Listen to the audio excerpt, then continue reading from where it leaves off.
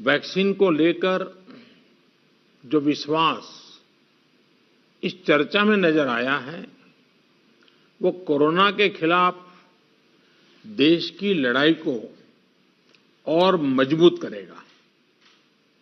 यहां जो प्रेजेंटेशन हुआ, उसमें भी विस्तार से ये बताया गया कि कितने दिनों से प्रयास चल रहे हैं, क्या-क्या चल रहे हैं, अब कहां पहुंचे हैं और किस मजबूती से हम आगे बढ़ रहे हैं। साथियों, इस बारे में बीते दिनों में मेरी सभी राज्यों के मुख्यमंत्रियों से भी लंबी बात हुई थी।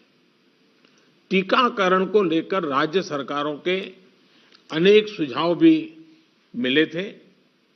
कुछ दिन पहले मेरी मेड इन इंडिया वैक्सीन बनाने का जो प्रयास कर रही वैज्ञानिक टीमें हैं, काफी देर तक उनसे बहुत ही सार्थक मेरी बातचीत हुई है।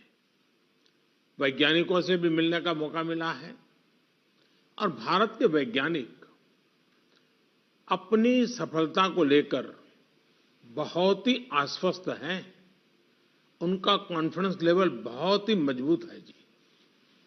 अभी अन्य देशों की कई वैक्सीनों के नाम बाजार में हम सब सुन रहे हैं, लेकिन फिर भी दुनिया की नजर कम कीमत वाली सबसे सुरक्षित वैक्सीन पर है और इस वजह से स्वाभाविक है पूरी दुनिया की नजर भारत पर भी है। अहमदाबाद, पुणे और हैदराबाद जाकर मैंने ये भी देखा है कि वैक्सीन मैन्युफैक्चरिंग को लेकर देश की तैयारियां कैसी हैं। हमारे भारतीय manufacturers, ICMR, department of biotechnology और ग्लोबल इंडस्ट्री के अन्य दिग्गजों के बहुत ही संपर्क में रह करके तालमेल के साथ काम कर रहे हैं। आप एक तरह से मानकर चलिए कि सभी कमर कस के तैयार बैठे हैं। करीब करीब 8 ऐसी संभावित वैक्सीन है जो ट्रायल के अलग अलग चरण में और जिनकी मैन्युफैक्चरिंग भारत में ही होनी है। जैसा यहां चर्चा में भी बात आई, भारत की अपनी 3 अलग अलग वैक्सीन का ट्रायल अलग अलग चरणों में है। एक्सपर्ट्स ये मानकर चल रहे हैं कि अब कोरोना की वैक्सीन के लिए बहुत ज्यादा इंतजार नहीं करना पड़ेगा। माना जा रहा है कि अगले कुछ हफ्तों में कोरोना की वैक्सीन तैयार हो जाएगी। जैसे ही वैज्ञानिकों की हरी झंडी मिलेगी, भारत में टीकाकरण अभियान शुरू कर दिया जाएगा। टीकाकरण के पहले चरण में किसे वैक्सीन लगेगी, इसे लेकर भी केंद्र सरकार राज्य सरकारों से मिले सुझावों के आधार पर काम कर रही है। इसमें प्राथमिकता कोरोना के मरीजों के इलाज में जुटे health care workers, frontline workers और जो पहले से गंभीर बीमारियों से जूझ रहे हैं, वैसे बुजुर्ग लोगों को दी जाएगी।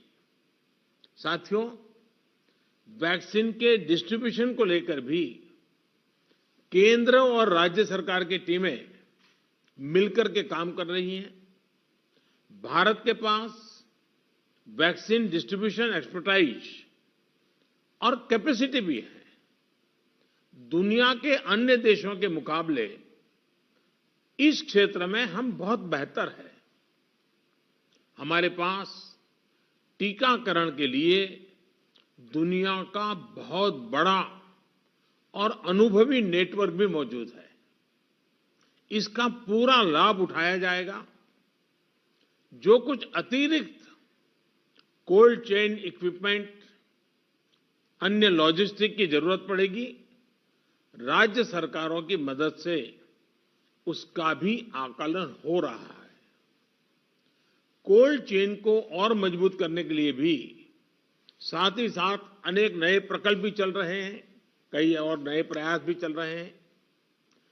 भारत ने एक विशेष सॉफ्टवेयर भी बनाया है, कोविन, जिसमें कोरोना वैक्सीन के लाभार्थी वैक्सीन के उपलब्ध स्टॉक और स्टोरेज से जुड़ी रियल टाइम इंफॉर्मेशन रहेगी। भारत में कोरोना वैक्सीन की रिसर्च से जुड़े दायित्व के लिए विशेष टास्क फोर्स का गठन किया गया था और वैक्सीन से जुड़े अभियान का दायित्व नेशनल एक्सपर्ट ग्रुप को दिया गया है। इसमें टेक्निकल एक्सपर्ट्स हैं, केंद्र सरकार के संबंधित मंत्रालयों और विभागों के अधिकारी हैं, प्रत्येक जोन के हिसाब से राज्य सरकारों के भी प्रतिनिधि हैं।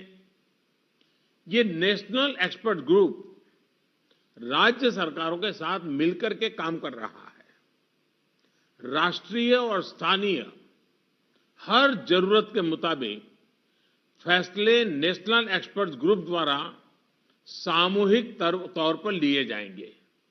साथियों, वैक्सीन की कीमत कितनी होगी, इसे लेकर भी सवाल स्वाभाविक है। केंद्र सरकार इस बारे में राज्य सरकारों के साथ बात कर रही है। वैक्सीन की कीमत को लेकर फैसला जन स्वास्थ्य को सर्वोच्च प्राथमिकता देते हुए किया जाएगा और राज्य सरकारों की इसमें पूरी सहभागिता होगी।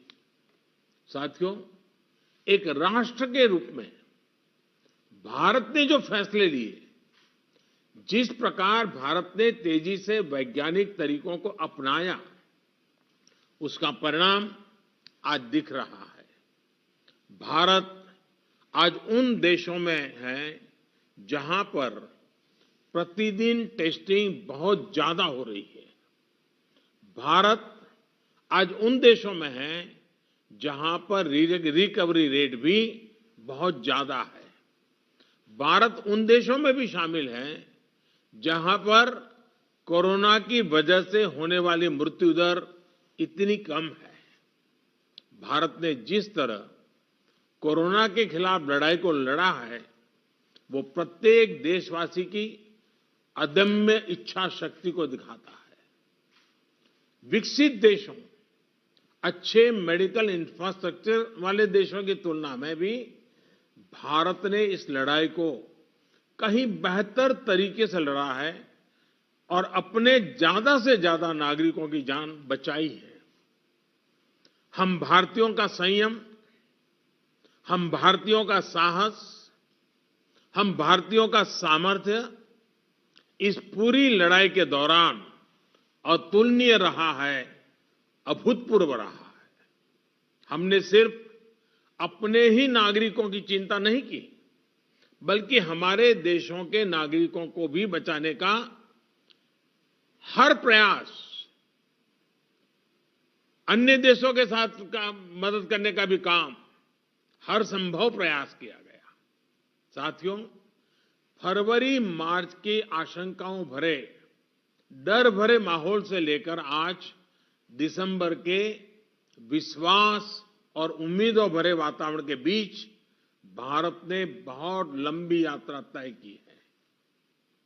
अब जब हम वैक्सीन के मुहाने पर खड़े हैं, तो वही जन भागीदारी, वही साइंटिफिक अप्रोच, वही सहयोग आगे भी बहुत जरूरी है।